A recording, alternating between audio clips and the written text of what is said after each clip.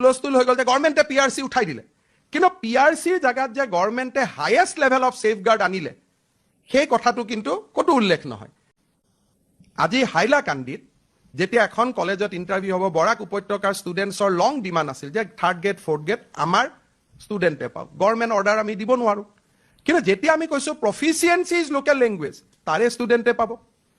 যেতিয়া আমি কৈছোঁ যে প্ৰফিচিয়েঞ্চি ইজ লোকেল লেংগুৱেজ, কোকৰাঝাৰত বড়ো আৰু অসমীয়া জানা ল'ৰা ছোৱালীয়ে পাব। ৰাভা হাছাঙত ৰাভা জানা ভাষা জানা ল'ৰাজনকো আমি কনচিডাৰ কৰিব পাৰোঁ। হৈ গ'ল যে গভৰ্ণমেণ্টে PRC উঠাই দিলে, কিন্তু PRCৰ জাগাত যে গভৰ্ণমেণ্টে হাইয়েষ্ট লেভেল অফ ছেফগাৰ্ড আনিলে সেই কথাটো কিন্তু ক'তো উল্লেখ নহয়। কিন্তু আমি জানো যে এইখন গভৰ্ণমেণ্টে অসমৰ মানুহৰ স্বাৰ্থতে কাম কৰিব। যেতিয়া কলেজৰ প্ৰফেচাৰ এপইণ্টমেণ্ট হয়, PRCৰ কথা কোৱাৰ কাৰণে 2-এখন কোৰ্টত আমাক ক'লে যে তোমালোকে PRC ইনচিষ্ট কৰিব নোৱাৰা। উই লষ্ট দ্য কেছ, আৰু আমি কলেজৰ ফেকাল্টিত আমি বাহিৰৰ মানুহক এপইণ্টমেণ্ট দিবলগীয়া হ'ল বিকজ অফ হাই কোৰ্ট। এতিয়া আমি কৈছোঁ যে নহয়, কলেজৰ প্ৰফেচাৰ এপইণ্টমেণ্ট কৰাৰ আগতে প্ৰফিচিয়েঞ্চি অফ লোকেল লেংগুৱেজ, তাৰমানে শুৱালকুছিত যদি চাকৰি কৰিব খোজে অসমীয়া জানিব লাগিব। অসমীয়াৰ পেপাৰ এখন আপোনালোকে 15 মিনিটৰ প্ৰথম কৰাই ল'ব। তেতিয়া উৰিষ্যা বা বিহাৰৰ পৰা অহা ষ্টুডেণ্টজনে কেনেকৈ অসমীয়াত লিখিব?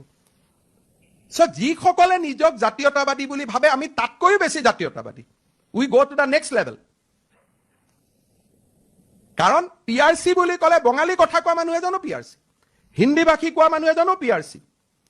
কিন্তু যেতিয়া লোকেল লেংগুৱেজ বুলি ক'ব, it is a very hard definition, যিটো কলেজৰ মেনেজিং কমিটিয়ে ঠিক কৰিব। What is the local language of my college area? Sualkuchi কলেজে ক'ব অসমীয়া, হোজাই কলেজে ক'ব আছামিজ ষ্ট্ৰক বেংগলী, হাইলাকান্দিয়ে ক'ব বেংগলী ষ্ট্ৰক হিন্দী, শিলচৰত ক'ব বেংগলী প্লাছ ষ্ট্ৰক হিন্দী, কোকৰাঝাৰত ক'ব বেংগলী ষ্ট্ৰক বড়ো। চ' PRCটো আৰ্মিত কাম কৰি থকা মানুহ এজনেও ইয়াত PRC পাব যদি 3 বছৰ থাকে। ডক্টৰ মনমোহন সিঙেও ইয়াত PRC পাইছিলে, যদিও অসমত এদিনো থকা নাই। Because PRC is a legal document. But when you spoke about the local language, it is a subjective satisfaction of that college. আৰু যাৰ ফলত কলেজৰ পোষ্টত আউটছাইডাৰে এপইণ্টমেণ্ট পোৱাৰ কথাটো নাহিবই। কিন্তু ৰাতিপুৱাৰ পৰা সাংবাদিক মেল, প্ৰেছ কনফাৰেন্স চব হৈ গ'ল, কিন্তু ক'তো এষাৰ নকলে যে গভৰ্ণমেণ্টে আনাডাৰ ছেফগাৰ্ড ৱাজ প্ৰেছক্ৰাইব। সেইকাৰণে মই ভাবোঁ যে আমাৰ উদ্দেশ্য চবৰে এটাই, কলেজবিলাক ভাল হওক। কাৰণ মই ইয়াত এই অৰ্ডাৰটো দিওঁতে I am not in two mind. উৰিষ্যাৰ পৰা অহা প্ৰফেচাৰ এজনে বি বৰুৱা কলেজত কেনেকৈ চাকৰি কৰিব? এণ্ড ভাইচা ভাৰ্চি, অসমৰ প্ৰফেচাৰ এজনে উৰিষ্যাত গৈ চাকৰি কৰিব নোৱাৰে। যদি ষ্টুডেণ্টৰ লগত কমিউনিকেট কৰিব নোৱাৰে ইন দ্য লোকেল লেংগুৱেজ, তে কলেজত চাকৰি কৰিতো লাভ নাই। In that point we can win. আমি কোৰ্টত গ'লেও আমি উইন কৰিব পাৰোঁ যে যদি লেংগুৱেজ নাজানে পঢ়াব কেনেকৈ। সেইকাৰণে গভৰ্ণমেণ্টৰ প্ৰত্যেকখনেই এই অৰ্ডাৰটো হয়তো আপোনালোকৰ বহুতৰ চকুতো পৰা নাই। সেইকাৰণে DPI সুধি আছে কি কৰিম কি কৰিম, DPI উত্তৰ দিবলগীয়া হৈছে। কিন্তু আপোনালোকে এই অৰ্ডাৰখন যদি পঢ়ি চালেহেঁতেন যে all candidates must have proficiency in local language. Matter finish. In university to provision নাই, সুধিবৰ কাৰণে কলেজৰো প্ৰয়োজন নাই, কাৰো প্ৰয়োজন নাই। কাৰণ লোকেল লেংগুৱেজ যে ই বেছি ষ্ট্ৰিক্ট পলিচি, যাতে বাহিৰা মানুহ আহি নুসুমায়।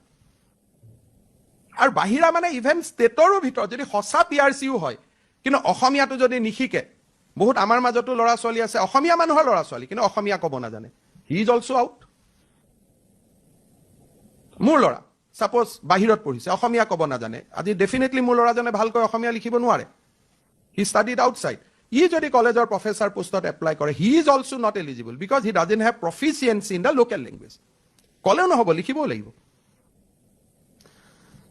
চ' interpret this close in your favour, যাতে আপোনালোকে ভাল শিক্ষক কৰ্মচাৰী